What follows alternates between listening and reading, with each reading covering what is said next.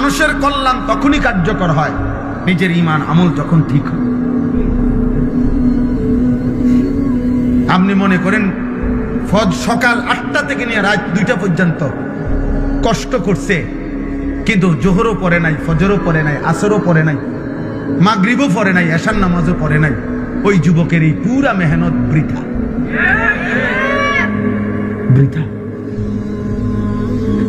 ভোর 6টার থেকে রাত 2টা পর্যন্ত বন্যার্থ মানুষের ফানিত ডুবা ডুবা ত্রাণ দিছে, কিন্তু তাই নিয়ে ফজরও পড়ে নাই, জোহরও পড়ে নাই, আসরও পড়ে নাই, মাগরিবও পড়ে নাই, এশাও পড়ে নাই। আবার অবসর হয়েছে আর পর থেকে নিয়ে মোবাইল নিয়ে বেডি দেখা শুরু করলো। এই এই ভালো পরোপকার এগুলা বৃথা বৃথা।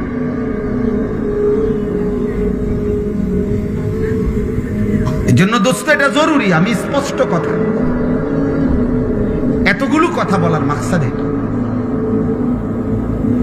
জীবনের পরিবর্তন দরকার।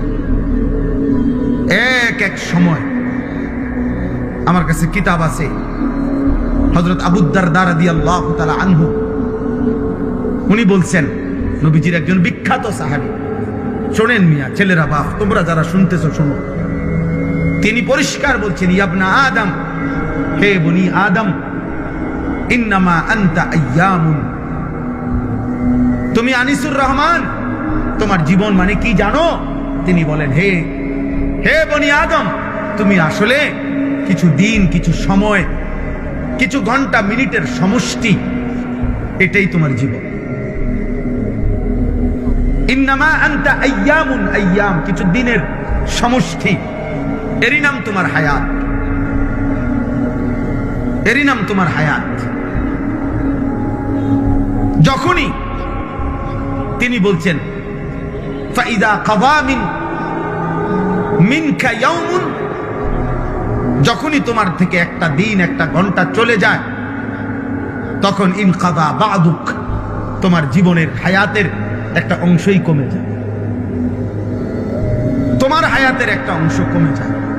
এজন্য প্রতি ঘন্টা আমার যায়, প্রতি মিনিট আমার যায়। আমার আগেও পৃথিবীতে ঘন্টা মিনিট ছিল, আমার মৃত্যুর পরেও পৃথিবীতে ঘন্টা মিনিট, আলো, সূর্য সব আসবে, কিন্তু আমি থাকবো না। দোস্ত, তুমি আমি মরে গেলে যদি পৃথিবীর মানুষ চাঁদের দেশেও চলে যায়, আধুনিক হইতে হইতে, উন্নত হইতে হইতে এই গ্রহের মানুষ সব যদি মঙ্গল গ্রহেও গিয়া বাসা বাড়ি বানায়, তো আমার লাভ কি, তোমার লাভ কি? আমি তো মরে গেছি, তুমিও তো মরে গেছি। বাকি মানুষ চাঁদের দেশে গেলে কি? বাকি মানুষ মঙ্গল গ্রহে লাফাইলে আমার কি? আমি তো নাই,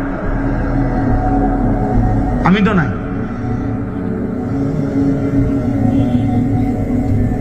তাই এজন্য আমার হায়াত আমার, আমারই ঘন্টা, আমারই মিনিট, আমারই সেকেন্ড, আমার, এর এক এক মিনিটের কদর করা আমার দায়িত্ব। এটাই তো আমি বললাম যে আল্লাহ বলেন, বুঝে থাকো আর না বুঝো, খেয়াল করো আর না করো, কাজে লাগাও কিংবা বরবাদ করো, বান্দা মৃত্যু চলে আসবে, মৃত্যুর যন্ত্রণা হবে। এক মানুষের মৃত্যুর যন্ত্রণা প্রত্যেককে গ্রহণ করতে হবে।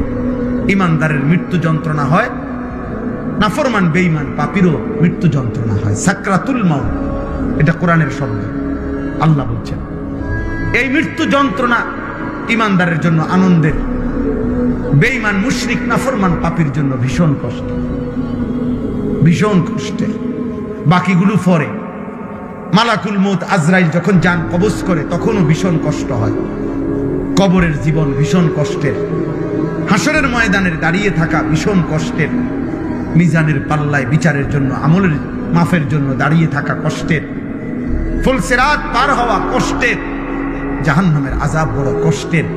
বন্ধু, সেই ধাপগুলো তো আছেই, কিন্তু মৃত্যুর প্রথম যন্ত্রণা এটা এতটা ভয়ানক, খোদার কসম তাফসীরের মধ্যে